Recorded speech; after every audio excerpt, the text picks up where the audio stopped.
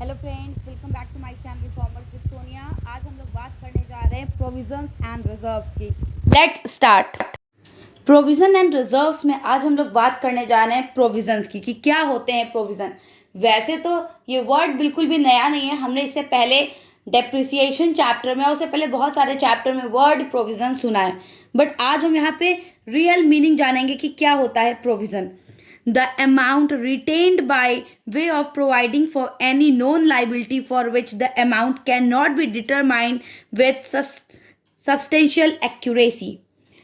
Provision जो है हम उस लाइबिलिटी के लिए क्रिएट करते हैं जो कि हमें लाइबिलिटी पता है कि लाइबिलिटी फ्यूचर में जनरेट हो सकती है, बट उसका अमाउंट जो है वो अननोन होता है। हम उसके अमाउंट को जो है डिटरमाइन नहीं कर सकते। यानी अगर हमें पता है कि कोई लाइबिलिटी फ्यूचर में होने वाली है बट उसका अमाउंट नहीं पता है और उसके लिए हम आज से अभी से कुछ बना के रख रहे हैं, उसे हम प्रोविज़न कहते हैं। बहुत डिफरेंट टाइप के प्रोविजंस बनते हैं, जैसे provision for bad debts, provision for depreciation, provision for taxation, provision for discount on debtors. ये बहुत डिफरेंट टाइप के प्रोविजंस हैं, यानी ये सब होने वाले हैं, बट कितने होने वाले हैं ये हमें नहीं पता। सपोज जैसे अगर मैं जो है क्रेडिट पे सेल्स कर रही हूँ तो डेटर्स होंगे, बट हमें ये भी पता है कि इसमें से कुछ ऐसे डेटर्स हमारे होंगे जो कि हमें फ्यूचर में पैसा नहीं देंगे। बट आज मैं ये नहीं बता सकती एक्यूरेटली कि कितने डेटर्स हमें फ्यूचर में पेमेंट नहीं करेंगे। तो जो हम कुछ एक अमाउंट रख लेंगे कि शायद 10,000 में से 2,000 जो है हमें ना मिले, उसी को हम प्रोविज़न कहते हैं। यानी वहाँ पे शायद वर्ड यूज़ हो रहा है, हमें एग्जैक्ट अमाउंट नहीं पता है। The liability is known, but the amount of such liability cannot be determined with reasonable accuracy. हमें liability known है, हमें यह पता है कि liability होने वाली है, बट जो उसका amount है वो हम जो है determine नहीं कर सकते हैं। इसी को हम कहते हैं provision. Provision is a charge against profit. Provision जो है वो profit के against charge होता है, यानी profit हो या ना हो हमें तो provision create करना पड़ता है। चार्ज अगेंस्ट प्रॉफिट और एप्रोप्रिएशन आउट ऑफ प्रॉफिट को हमने ऑलरेडी डिस्कस कर रखा है। अगर आपने नहीं देखा है तो आप उसे देख लीजिए, मैं उसका लिंक डिस्क्रिप्शन बॉक्स में पिन कर दूंगी। It reduce the profit of the year in which it is created.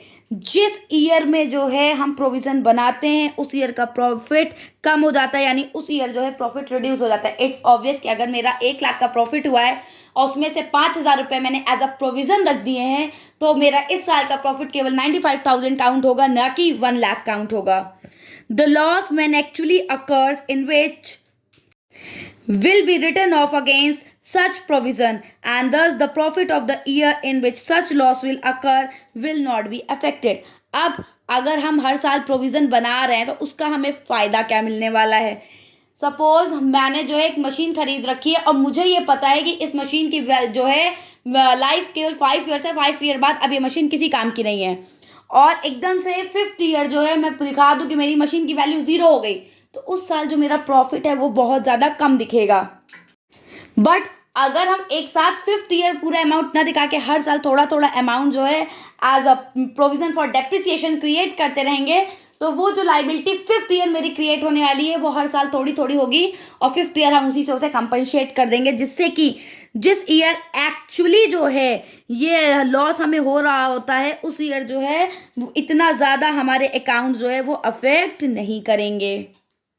Last point है, if any excess provision is made knowingly or intentionally, the amount in excess of the actual need will be treated as reserve.